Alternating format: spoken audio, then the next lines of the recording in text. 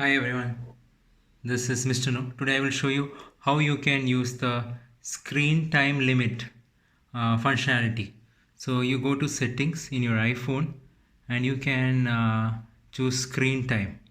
So in the screen time it shows you what all things you're using. So you can see what are the app that I use, and you can schedule downtime.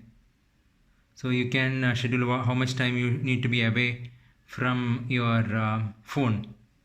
Now if you want to set up app limits, like you want to use Facebook for like 5 minutes a day, or you want to use YouTube only for 10 minutes a day, then you can set that.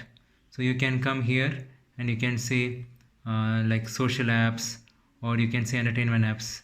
Let me say YouTube, right?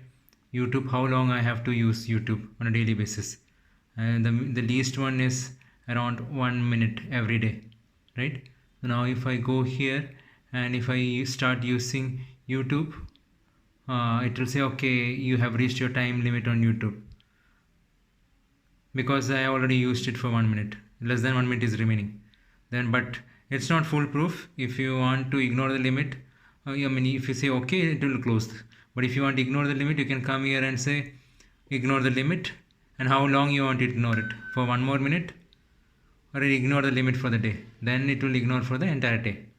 So this is more to this is more like something to guide you, nudge you. But if you want to bypass it, there is always a way. So I hope this information useful. Thank you very much. Subscribe now and press the bell icon. Never miss an update.